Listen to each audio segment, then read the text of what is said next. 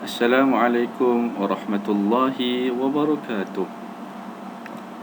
Apa khabar semua? Mudah-mudahan semua anak-anak dalam keadaan baik dan sihat.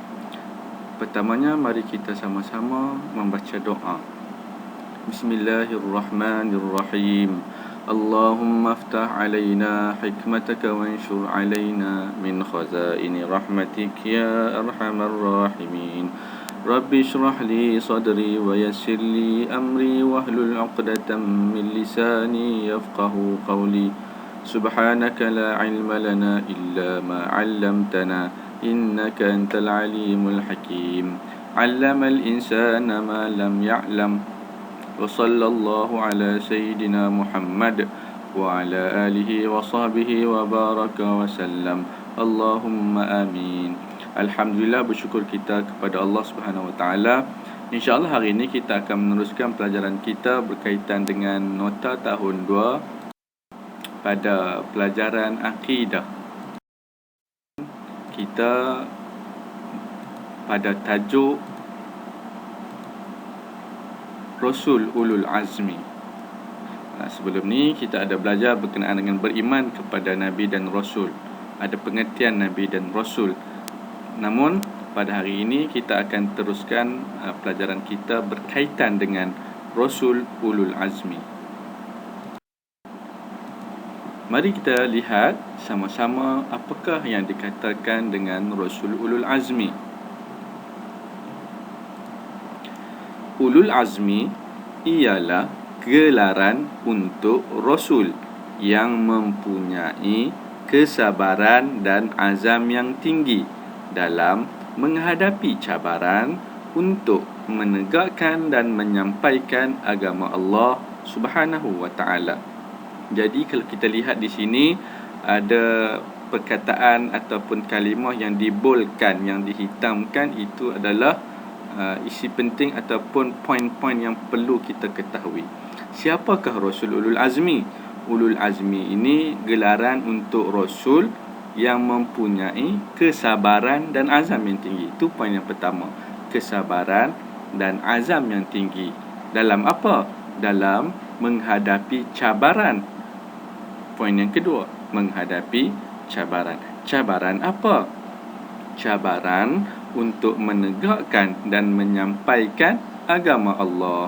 Itu poin yang ketiga. Menegakkan dan menyampaikan agama Allah. Kita pergi kepada Rasul-Rasul Ulul Azmi. Rasul-Rasul Ulul Azmi ini ada 5 orang. Kesemuanya ada 5 orang Rasul Ulul Azmi. Mereka ialah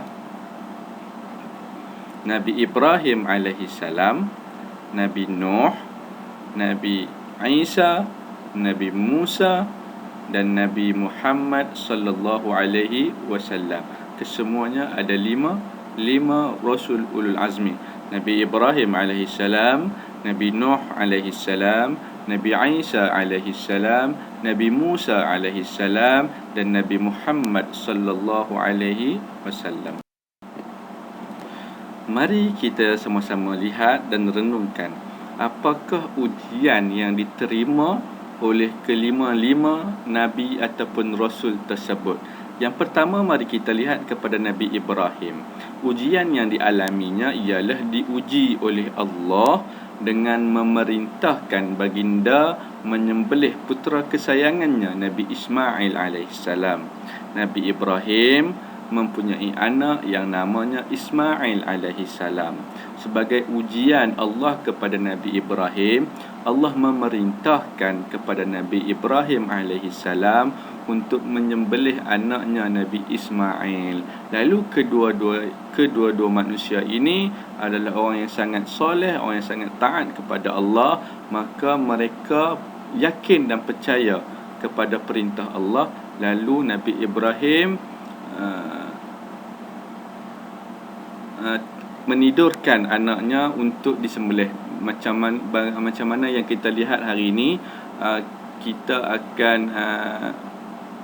akan hadapi bulan Zulhijjah, iaitu dalam bulan Zulhijjah ada Aidul Adha, hari raya haji kita panggil.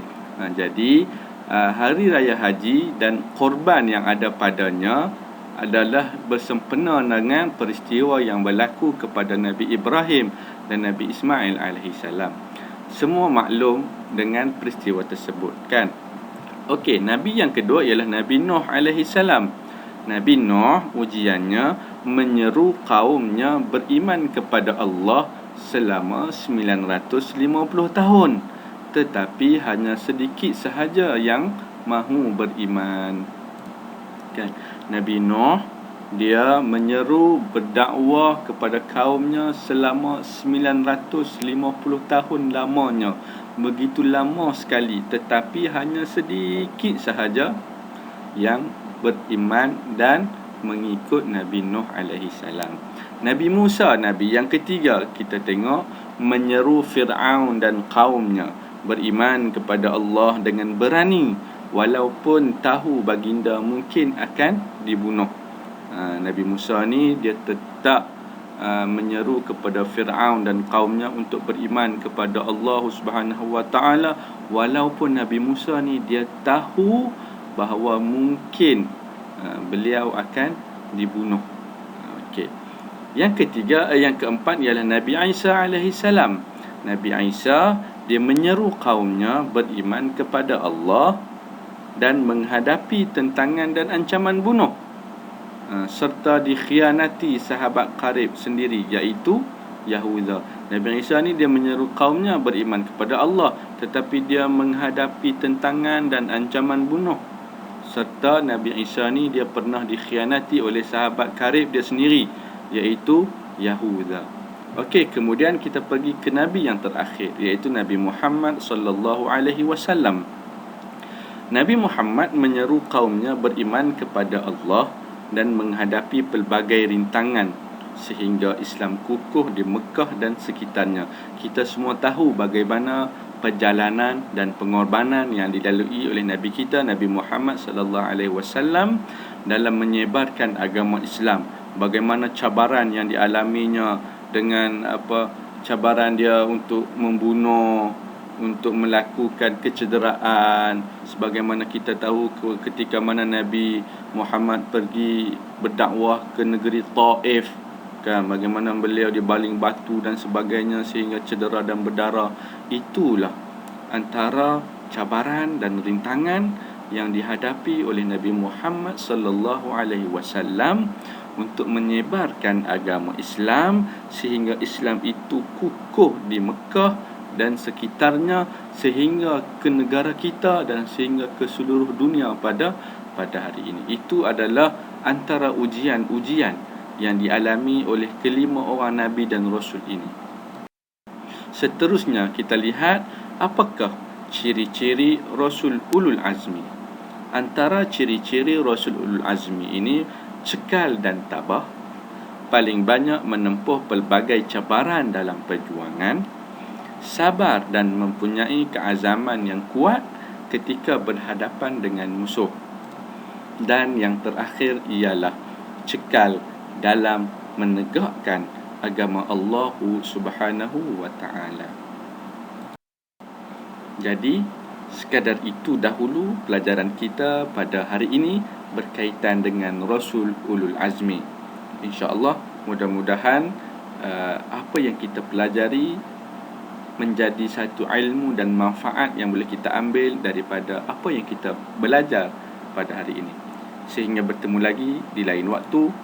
Ilal liqa ma'as salamah. Assalamualaikum warahmatullahi wabarakatuh.